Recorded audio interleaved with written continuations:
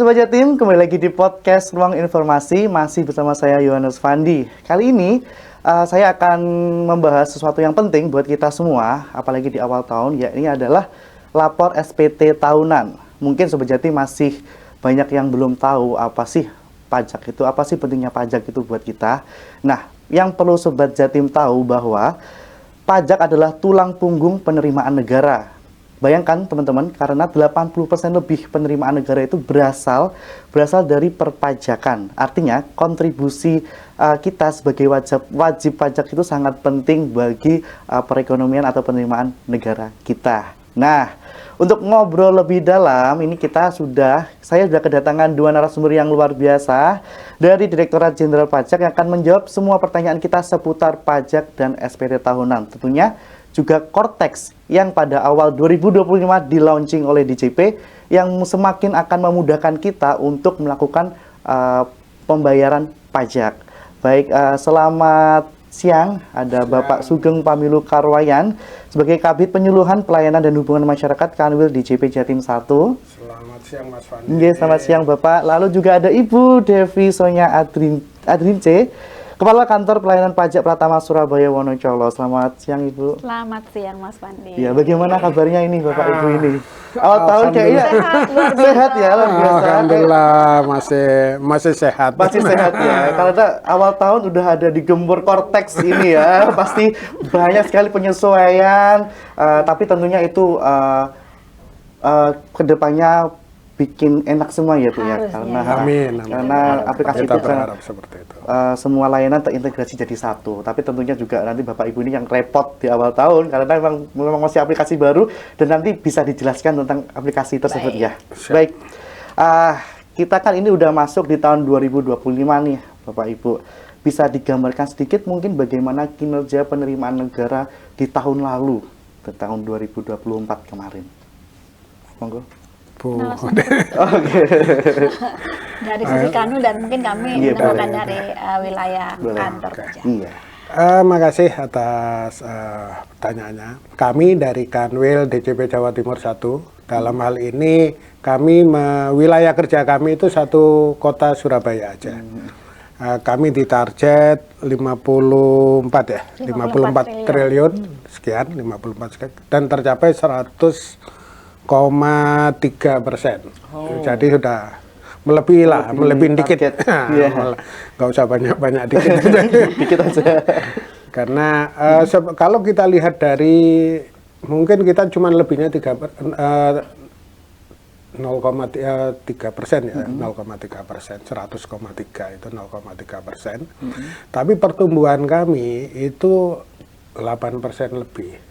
Padahal secara nasional pertumbuhan ekonomi itu kan cuma 5,03%. Artinya apa? Artinya bahwa Surabaya itu udah lebih bagus daripada pertumbuhan nasional. Kira-kira seperti itu. Mungkin Ibu bisa dijelasin Bu, pentingnya kita bayar pajak itu apa sih Bu?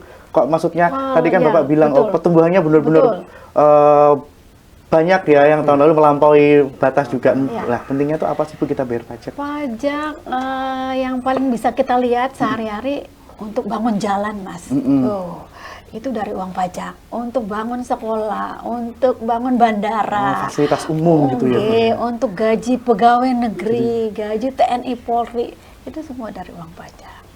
Untuk COVID kemarin ya APD, antigen, vaksin, itu semua dari uang pajak. Salah satu gambaran yang nyata yang bisa kita lihat teman-teman. Mungkin Sobat Jatim kan banyak yang belum mempunyai atau mungkin belum tahu kita bayar pajak itu buat apa sih sebenarnya. Padahal di depan mata ada rumah sakit, ya kan, rumah sakit, jalan-jalan.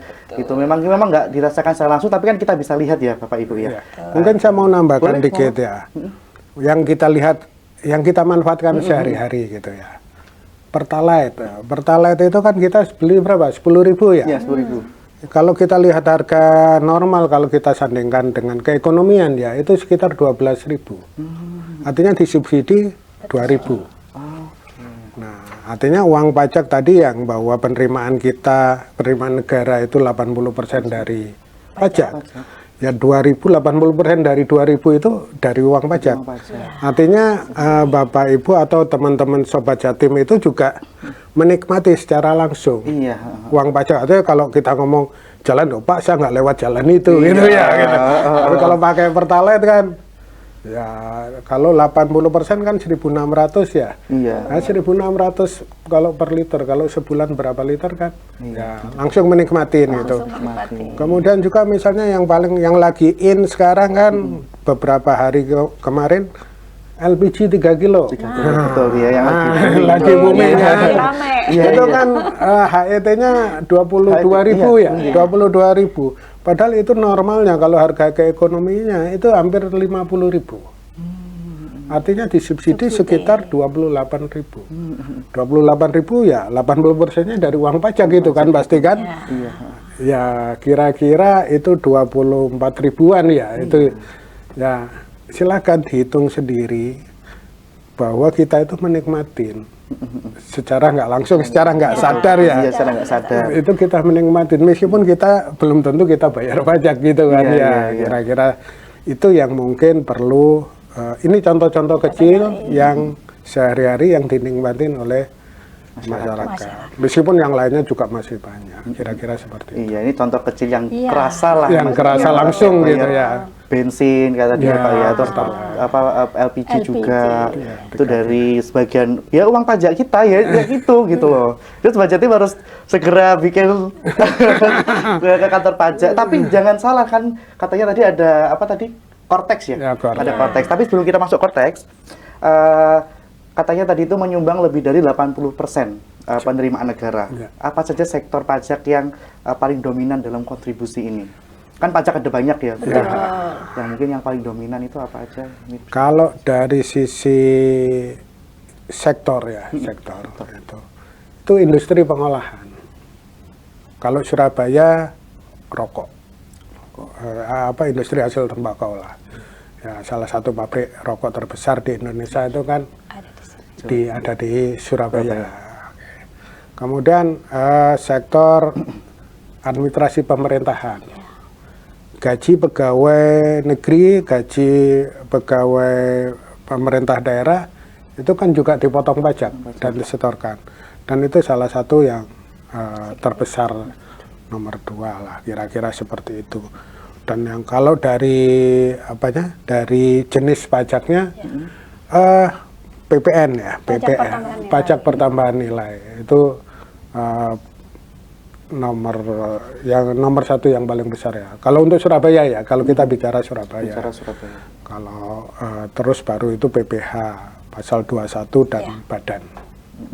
Kira-kira seperti itu. Kalau OP orang pribadi ya, PPH orang pribadi itu masih agak di bawah. Artinya masih ada ruang untuk ditingkatkan. Kira-kira seperti itu. Jadi semoga dengan APBN yang kuat ini bisa maka pembangunan ini dapat berjalan dengan baik. Ya, Amin. kita Iya. harapkan. Nah, kemudian terkait dengan implementasi tadi Cortex yang di awal 2025 ini bagaimana? Mungkin bisa dijelaskan Oh, ini aplikasi kalau- Cortex ini- itu seperti apa sih, Bu? Yang melaksanakan Yang itu melaksanakan. KPP.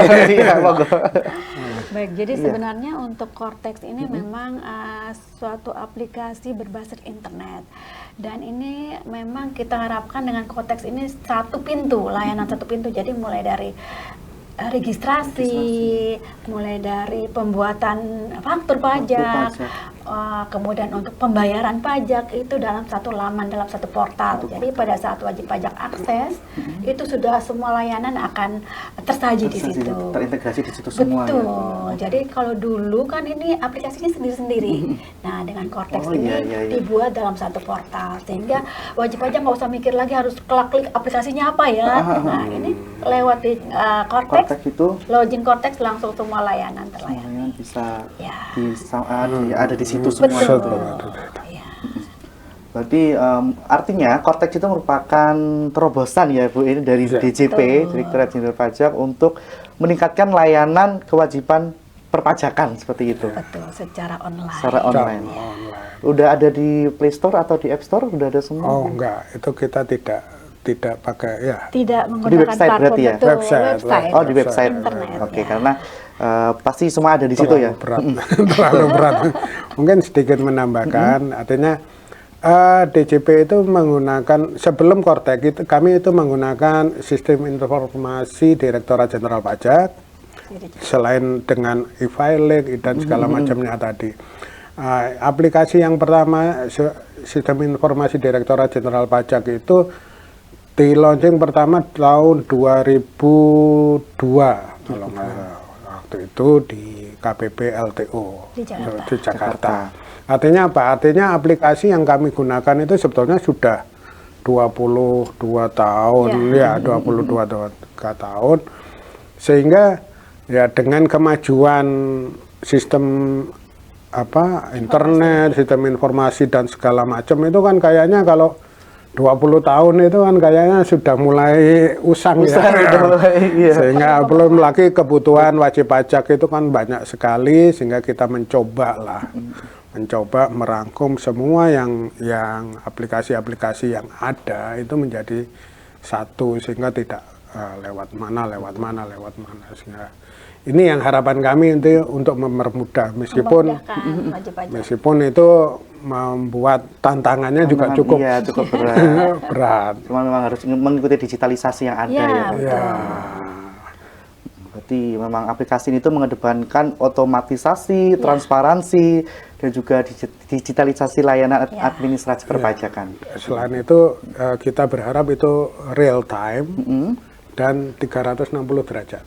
Artinya gini, misalnya saya membuat faktur pajak, lawan transaksi saya itu langsung bisa melihat, langsung di akunnya itu bisa ngecek, oh benar bahwa ada transaksi ini nilainya sekian atau seperti itu. Itu harapan kami ke depannya seperti itu.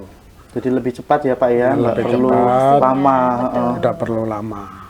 Ya, dan kami berharap ini di mana saja, kapan saja bisa mengakses ini karena ini berbasis internet. Basis internet ya di website itu tadi. Jadi mengurangi biaya juga pastinya kan, nggak perlu lagi ke kantor. Iya. Dan kami tidak perlu lagi nyiapin ruang parkir yang besar. Tanah mahal. Iya. Sekarang udah pakai aplikasi itu aja, pakai website itu, kita udah bisa akses semuanya yang kita butuhkan apa. Yang di kantor tinggal baik, klik kayak gitu, semua beres, nggak perlu datang ke kantor antri kayak gitu. Sambil ngafe sambil bisa bayar pajak. Iya, sambil kafe. Oh ya, ada PPN. Oh ya, aku bayar pajak belum? Baik, Bapak Ibu, ini saya mau masuk ke ini implementasi NIK sebagai NPWP. Mungkin ini yang Sobat Jatim perlu tahu juga terkait itu. Tahun 2024 kemarin kita melihat perubahan besar dalam administrasi pajak. Salah satunya penggunaan NIK yang digunakan juga sebagai NPWP. Mungkin bisa dijelaskan lebih lanjut tentang kebijakan ini? Oke, saya bahwa tahun 2000 ada undang-undang namanya harmonisasi peraturan perpajakan. Artinya di situ menyebutkan bahwa salah satunya menyangkut dengan Dukcapil ya, Dukcapil bahwa semua warga negara Indonesia itu kedepannya nanti hanya punya satu nomor identitas, yaitu NIK. Nah, ini makanya 2024 kita mulai melakukan istilahnya pemadanan NPWP dengan NIK gitu. Sehingga nanti kedepannya juga tidak perlu lagi ada namanya NPWP itu NIK gitu, kira-kira seperti itu. Tapi jangan takut bahwa kalau sudah punya NIK wajib membayar pajak. Enggak. Pajak itu kan ada 3 hal yang harus kalau bahwa orang itu bayar pajak itu. Ada 3 hal, ada subjek, ada objek pajak, dan ada aturan yang mendasari pengenaan pajak. Jadi kalau tidak ada itu ya enggak, artinya tidak punya objek pajak ya enggak kena pajak. Kira-kira seperti itu. Jadi tidak perlu takut bahwa saya punya NIK kan. Kadang anak sekolah baru kelas 2 SMA punya KTP, harus bayar pajak karena punya KTP itu. Enggak seperti itu, kira-kira seperti itu. Tapi itu istilahnya memang tuntutan dari ketentuan. Dan di negara-negara maju pun semuanya seperti itu. Semuanya cuma punya satu nomor, satu identitas, kira-kira itu. Transisinya itu sudah berlangsung lama ya, Bu?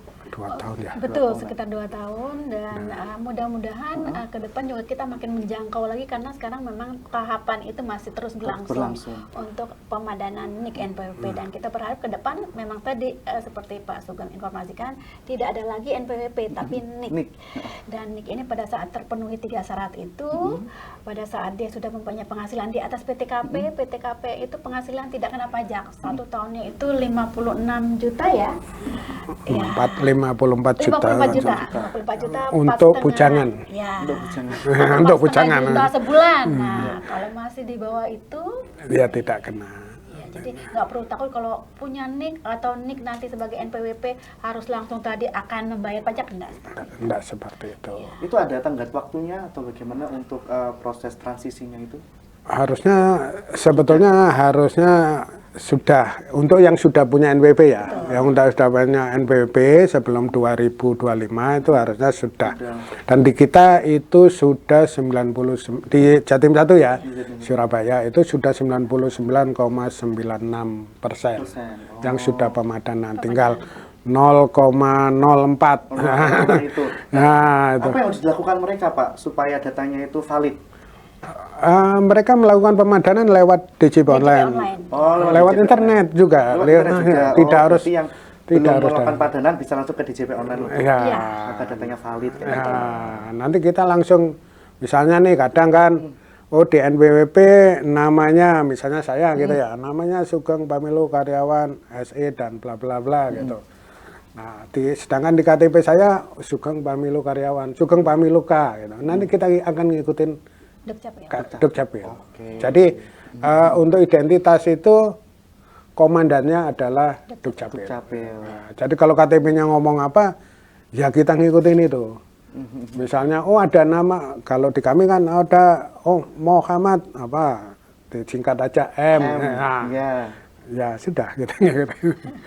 Jadi nggak perlu ragu, nanti bisa langsung ke di padanan gampang ya untuk memadankan supaya datanya valid gitu ya. Di DJP Online itu ada juga video tutorialnya, mulai dari apa cara pemadanan, cara buat segala macamnya itu kita siapkan tutorialnya. Oke, baik. Nah, sekarang kita masuk ke ini yang penting ini, SPT tahunan. SPT. Ini masuk ini. Udah bayar SPT belum ini? Teman-teman di sini nih. Baik, kita sekarang ini kita masuk ke kewajiban utama setiap wajib pajak di awal tahun itu adalah lapor SPT tahunan PPH. Betul ya? Ya, nah, pribadi. Bisa dijelaskan secara singkat apa itu SPT tahunan PPH dan siapa saja yang harus melaporkan? By the way, PPH dan PPN apa bedanya, Pak? Oke, pertama PPH sama PPN. PPH itu pajak penghasilan, PPN itu pajak pertambahan nilai. Pajak penghasilan itu ya semua penghasilan. Artinya, maaf, kalau PPN itu biasanya pajak atas konsumsi dalam negeri istilahnya. Secara filosofinya itu untuk penyerahan barang kena pajak atau jasa kena pajak. Nah, barang kena pajak dan jasa kena pajak itu ditentukan, tidak semuanya kena. Terus ada syaratnya juga bahwa yang menyerahkan itu PKP. Ya, pengusaha kena pajak. Kira-kira itulah gitu. Adanya PPH dan PPN. Betul. Oke. Dan kalau tadi terkait SPT tahunan PPH dan siapa yang wajib melaporkan? Betul. Dan kalau SPT itu sebenarnya ada 2, SPT tahunan dan SPT masa. SPT ini surat pemberitahuan. Jadi sarana bagi wajib pajak untuk melaporkan. Baik, tadi kalau PPH pajak penghasilan melaporkan penghasilan, kalau untuk nanti tadi PPN terkait dengan transaksinya, penjualan atau pembelian lah bahasa yang teman-teman tahu. Nah, kalau untuk PPH ini ada pajak pasal 21, ada pajak orang pribadi, ada pajak untuk wajib pajak badan. Nah, yang urgent untuk di awal tahun ini ya, untuk sampai dengan batas waktu 31 Maret. 31 Maret. Ya, itu kewajiban untuk pelaporan SPT tahunan orang pribadi. Orang pribadi. Ya, jadi orang pribadi ini baik yang dia karyawan maupun dia yang pelaku usaha atau dia yang mempunyai profesi seperti dokter, pengacara. Nah, itu juga memang wajib dilaporkan di SP tahunan orang pribadi. Yang paling lama pelaporannya di 31 Maret. Mungkin saya nambahkan satu lagi khusus untuk tahun ini. Saya berharap untuk lebih cepat, jangan nunggu 31 Maret. Oh, lebih awal. Karena 31 Maret itu lebaran gitu. Iya. Pegawai demo. Kan tanggal 30 kalau kita ikutin mungkin berita dari salah satu ormas Islam di Indonesia sudah menentukan Idul Fitri jatuh tanggal 30 Maret. 30 Maret hari pertama, hari keduanya kan 31. Ya, masa kita suruh lapor kan gitu. Untuk sobat Jatim semuanya lebih cepat lebih baik dan nggak ada tanggungan gitu. Puasa lagi kan gitu kan. Maret kan udah puasa gitu ya. Betul. Takutnya udah aduh puasa kan katanya lebih baik tidur gitu ya gitu. Nanti tidur cari atau war takjil kan susah kan udah lupa itu ya. Jadi saya harapkan nggak enak ada tanggungan ya Pak ya. Segera diselesaikan sekarang. Kami harapkan untuk segera gitu. Baik. Untuk pelaporan SP tahunan yang saya tahu kemarin itu kan bisa dilakukan secara online melalui e-filing dan e-form kalau nggak salahnya. Apa perbedaan antara kedua metode ini Pak? Atau Ibu?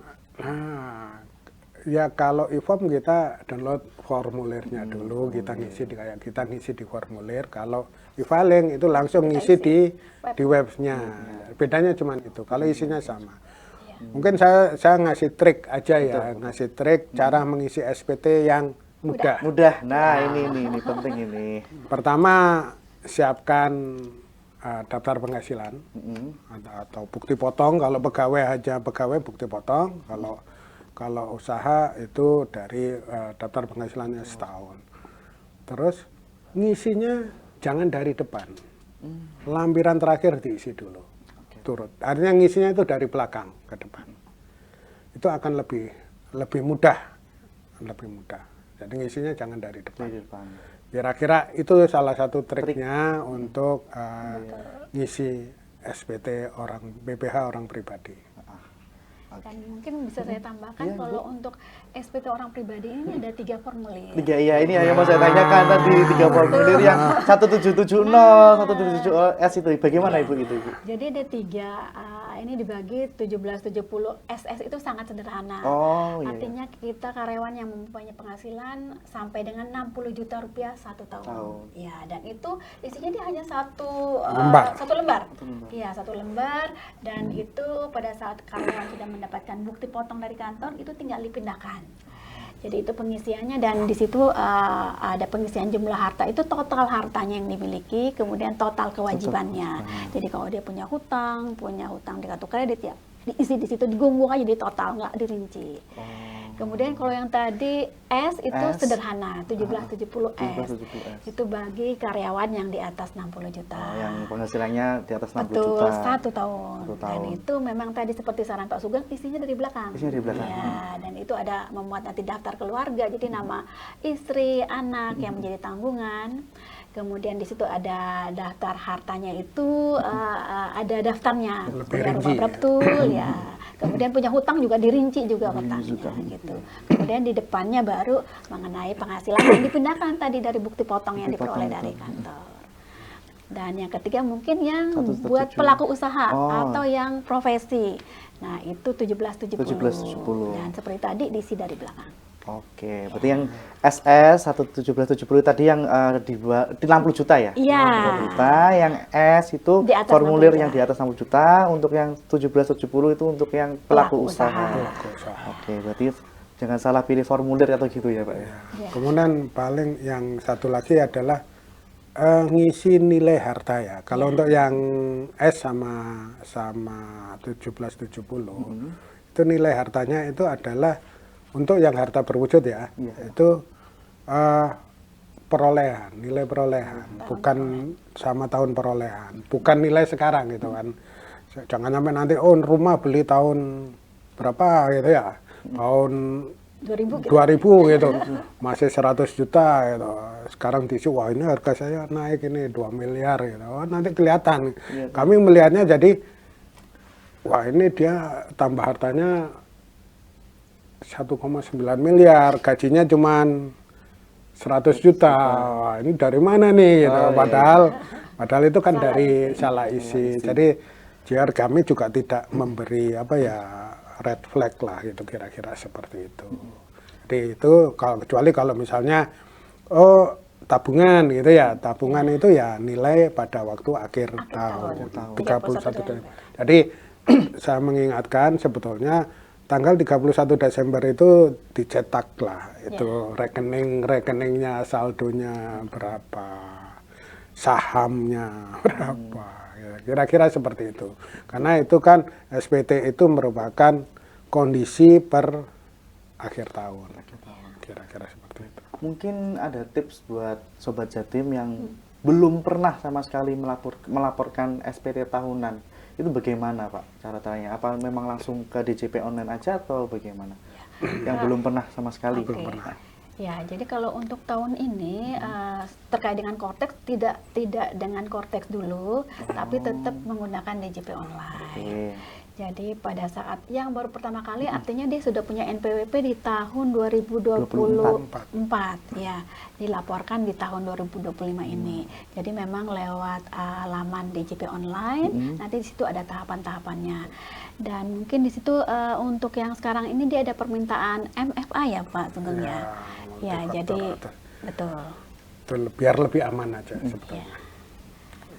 Terus gini, pertama kalau dia itu statusnya pegawai, bukti potong siapkan, kita gitu kan, kira-kira itu.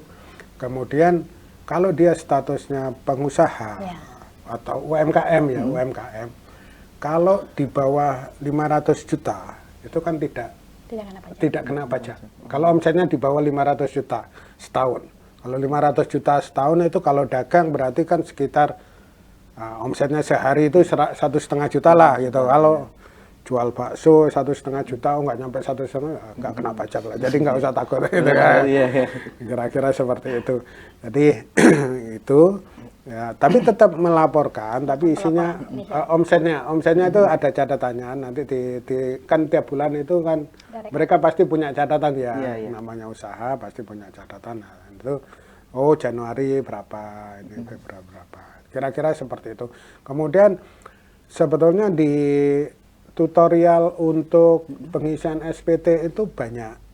Ya, tapi tolong dilihat dari website yang resmi, akun yang resmi. Di YouTube-nya juga ada. Dan saya mengingatkan mungkin di forum ini ya, itu banyak itu di Play Store itu ada M-Pajak ya, ada Play Store itu ada M-Pajak, Play Store M-Pajak, tapi hanya di Play Store ya, jangan dari yang lain. Karena kalau yang di lain itu bermasalah itu, ada yang apalah itu, kira-kira seperti itu. Jadi tolong kita aware lah ya, aware kepada keamanan akun kita, aware terhadap pelaksanaan kewajiban kita, kira-kira seperti itu. Berarti untuk SPT tahunan untuk tahun pajak 2024 itu melalui akun apa Pak? Di DJP Online. DJP Online ya. Berarti sekarang karena berarti saya melaporkannya lewat DJP Online. Nah, ini pasti ada kendala ini mungkin Sobat Jatim misalnya lupa password atau bagaimana. Kalau ini terjadi bagaimana cara mereset passwordnya? Kan pasti terjadi Pak, kadang-kadang lupa passwordnya apa. Ya, setahun sekali. Ya, ini. Jangankan sampai saya juga sering. Iya kan Pak, nah mungkin ini yang Sobat Jatim perlu tahu Ibu. Betul. Ya, kalau untuk ada namanya apa, Evin ya, Evin. Nah, sebetulnya itu ya semakin aman itu kan biasanya semakin ribet. Iya. Tapi mereka bisa ngubungin Telegram KPP ya, bisa ngubungin Telegram KPP. Jadi semua kantor pelayanan pajak itu punya akun Telegram masing-masing, bisa dilihat di websitenya masing-masing. Hubungin di mana mereka terdaftar ya, nanti kelihatan itu Telegram. bisa nanti konsultasi di situ atau minta bantuan untuk reset password dan riset lain-lain dan seperti itu. sebagainya kira. Tapi meskipun ada mungkin kita juga harus hati-hati juga. Jadi kami pun juga, oh Pak saya lupa online tapi lewat Telegram, ini benar nggak orangnya gitu kan juga kan. Nanti kalau itu kan nanti kelihatan kan. Kan kalau kita masuk punya akun di situ bisa akunnya orang, nanti daftar hartanya kan kelihatan, nomor rekeningnya kelihatan, ininya kelihatan. Nah, makanya kami juga hati-hati. Mungkin memang lebih baik kalau misalnya lupa PIN, lupa itu datang ke kantor ya sebentar. Bahkan nanti kami rencananya juga membuat layanan di luar kantor ya. LDK. Nah, nanti Bu Devi itu ada layanan di luar kantor di mana di Biasanya Royal. kami di Royal. Di Royal Plaza. Ya sambil buka puasa sambil Konsultasi. Ya, Bu saya lupa password. ya ngabuburit lah, ngabuburit iya. nunggu ngabuburit di Mulai kapan itu? Nah, Ibu Kami diselenggarakan akan buka nanti mulai di bulan Maret ya. bulan Maret ya. Jadi kayak pelayanan publik gitu Betul. ya di Royal Plaza. Betul. Jadi nunggu beduk ya sambil Ya, ngurusin lah. Mumpung ada di situ kan sambil cari-cari belanja-belanja. Mumpung ada pelayanan publik dari Betul. DJP. Atau kalau nggak sempet datang ke kantor pajak bisa telepon kering pajak 1.500 200. 1.500 200. Ya, atau di live chat kami di Pajak Go ID itu juga bisa, atau di email lupa Evin ada Pajak Go ID. Dimudahkan sebenarnya ya. Betul. Jadi kalau nggak sempat datang kantor pajak, monggo layanan lewat online. Online. Tapi juga di bulan Maret juga ada pelayanan publik di Royal Plaza itu juga. Dan mungkin di Surabaya ada di beberapa tempat, kalau kebetulan karena Wonocolo wilayah kerja kami ada Royal, kami mungkin di Royal, mungkin kantor pajak yang lain ada di mall-mall lainnya. mall lainnya. Ya. Pakuwon itu ada. Dan kita juga ada di mall layanan publik yang di Siola itu. Siola, iya, iya. Kami Betul, juga Jalan Tunjungan gitu. ya kita juga tiap hari ada Ada petugas petugas kami yang standby di sana. Oke, baik. Jadi bekerja sama dengan Pemda untuk itu memberikan layanan. Memberikan layanan ya, kira-kira mempermudah seperti masyarakat juga Ya. seperti itu. Nah, baik. Tadi dihimbau sebelum tanggal 31 Maret. Sebenarnya emang ada ininya Pak, sanksi atau denda buat kita kalau misalnya telat pajak, mungkin bisa dijelaskan. Ya, kalau Wah, sanksi, kalau kita bicara sanksi itu nakut-nakutin. Iya supaya segera bayar gitu maksud saya Pak. ya, dan di undang-undang memang ada untuk sanksi perpajakan bagi kita yang terlambat atau tidak lapor SPT, dan untuk orang pribadi itu 100.000. Ya, jadi mau dia terlambat hari ini atau nanti tahun depan ya tetap aja angkanya 100.000. 1.000 lumayan buat beli bakso. Ya. Mendingan sekarang aja Ini buat ngopi di kafe 100.000 daripada terlambat. Betul. Nah, Betul, tadi dihimbau Sobat Jatim untuk membayar pajak sebelum tanggal 31. Iya. Lumayan 100.000 ya Pak. Iya, ngopi di Kopi Kenangan udah berapa Iya, kelas udah ya? Oh, ini merek. Baik, nah ini Bu, banyak kan orang yang sering menunda-nunda lapor SPT. Baru buru-buru mendekati deadline, baru mereka bayar. Pasti kan itu juga sibuk semua kan, kantor kan, daripada antri lama atau mungkin jaringan yang tidak stabil atau padahal kalau lapor lebih awal kan pasti lebih nyaman. Nah, apa pesan DJP kepada wajib pajak agar tidak menunda pelaporan SPT tahunan? Kebetulan karena 2025 ini 31 Maret itu Lebaran. Saya yakin itu teman-teman atau Sobat Jatim pasti sibuk beli baju baru, beliin kue atau apa, takjil, war takjil lah segala macam ya. Iya, kalau bisa segera. Karena apa? Karena toh bukti potong dari pemberi kerja kalau memang statusnya pegawai itu kan sudah ada nih bulan Januari, bulan Februari ini kan seharusnya sudah ada. Kemudian kalaupun pengusaha kan kita sudah punya catatan dari tahun lalu kan ini untuk kondisi sampai 31 Desember ya, artinya pasti ada catatannya. Harapkan itu lebih cepat, lebih nyaman istilahnya begitu, karena Kalau bareng-bareng di terakhir gitu numpuk jaringan penuh, Nah, itu yang susah. dikhawatirkan ya, Ibu ya. Nah, kepikiran lagi nanti lebarannya puasanya juga jadi tidak tenang. Nah, kira-kira seperti itu. Nah, jika mungkin Sobat Jatim ini ada yang masih bingung, Sobat Jatim bisa menghubungi kemana? Untuk misalnya informasi, segala informasi, pengen, kan biasanya kan enak ngomong langsung sama customer service-nya atau bagaimana gitu, Ibu, mungkin ada diinfokan? Bisa lewat beberapa kanal, itu www.pajak.go.id, dan di situ ada FAQ yang lengkap sekali, dan ada video tutorial atau kering pajak tadi 1.500-200, bisa langsung tuh ngobrol dengan teman-teman di sana. Kemudian media sosial resmi Ditjen Pajak RI, atau untuk di Jawa Timur Pajak Jatim ya. Pajak Jatim 1 atau Pajak Wonocolo atau jadi kami medsos kami itu punya standar penamaan. Ya. Iya. Di mana terdaftar misalnya, oh saya terdaftar di Rungkut, oh Pajak Rungkut. Nah, itu di standarnya, jadi di IG-nya ada, itu pasti ada. Oh pajak mana lagi, Mulyorejo atau mana, atau Sidoarjo Selatan, oh ada semua. Depannya ada pajaknya. Pajak ini gitu, pajak di mana terdaftar KPP-nya. Kira-kira seperti itu sehingga tidak kesasar. Kira-kira harapan kami itu, karena kalau kesasar itu muternya jauh. Ya, muter-muter. Iya, dan ada YouTube, ada Instagram, ada Twitter, ada Facebook. Segala sumber informasi ada di situ. Telegram, Ya, ada. Telegram juga ada. Kira-kira. Baik, Bapak Ibu, tadi saya sedikit rangkum dari pembahasan kita. Dari yang pertama itu adalah tentang aplikasi Cortex tadi, lalu SPT tahunan yang orang pribadi itu tadi ada 3 formulir, betul ya Ibu ya. Jadi Sobat Jatim jangan salah pilih sesuai dengan itu tadi ya Jenis Pak, formulirnya.